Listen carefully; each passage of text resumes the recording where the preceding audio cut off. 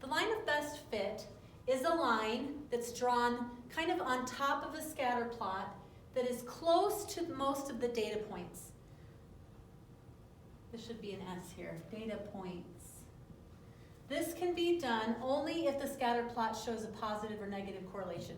You can't draw a line on a scatter plot that's just all over the place. There is no line. But if it has a positive or a negative correlation, obviously you can see that there's a natural tendency for a line.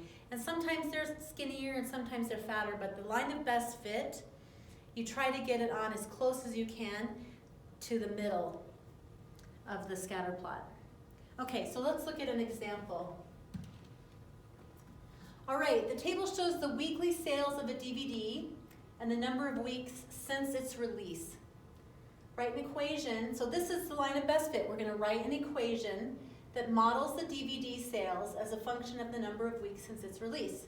Interpret the slope and y-intercept of the line of fit. Okay, so my x value, sorry it's down here so low, my x value are my number of weeks. So I'm going to do 1, 2, 3, 4, 5, 6, 7. I think it just went up to 8 weeks. Yep. And I'm going to look at the cost of this DVD, and I'm going to do this one by 2. So we've got 2, 4, 6, 8, 10, 12, 14, 16, 18, 20. Sometimes I think that finding the right units to count by is one of the hardest parts of doing these things. Okay, so now I'm going to graph it, just putting on those dots. So the first week, sales by the millions of dollars. There was $19 million worth of sales that week. Okay, second week, 15 million. So second week, 15 million. Third week, 13 million. Fourth week was 11. 5 is 10. 6 is 8. 7 is 7. And 8 is 5 million. Okay, so obviously it has a negative correlation. So say, Avengers came out or something, a new Avengers movie. The first week that it's out, people are going to buy it like crazy. And then as the weeks go on, it's going to be fewer and fewer people because everybody has the DVD already. So let's look at a line.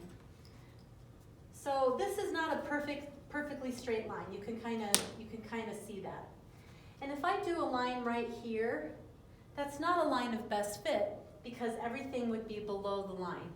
Just like if I drew a line right here, that also wouldn't be a very good fit because everything's above the line.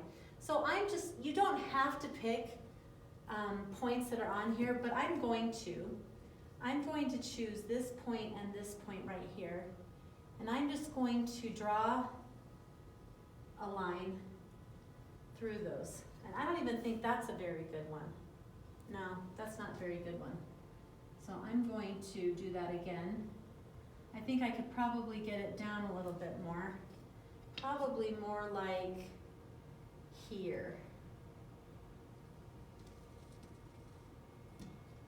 Yeah, that looks a little bit better. Okay, so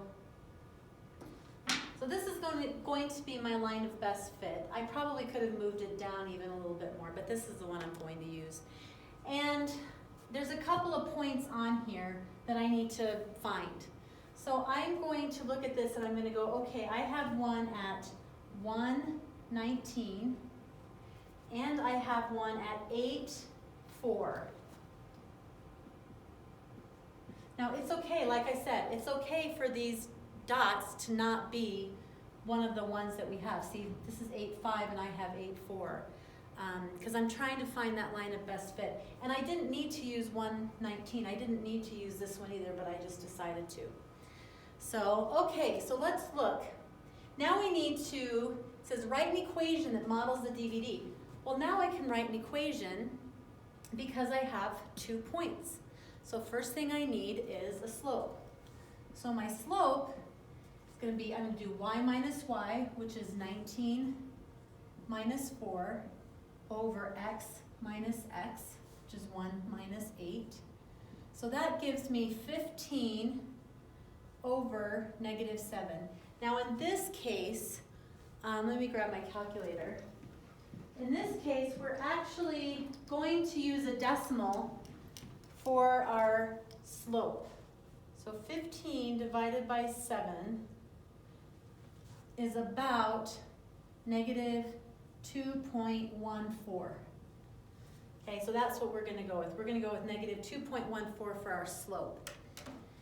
Now, we have that problem where we've got the slope, but we don't have the y-intercept. We can kind of guess as to what it is, but we don't know exactly.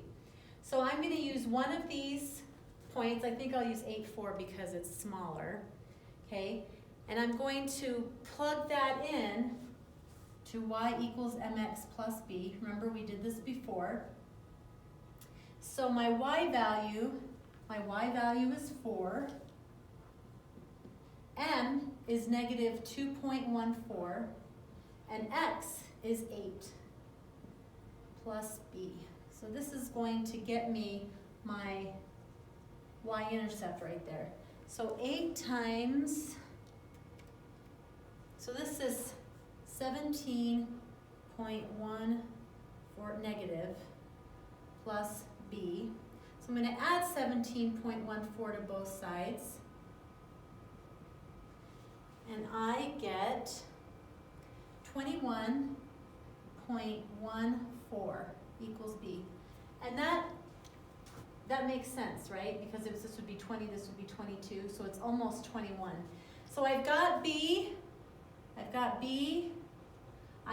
m, so I can write my equation.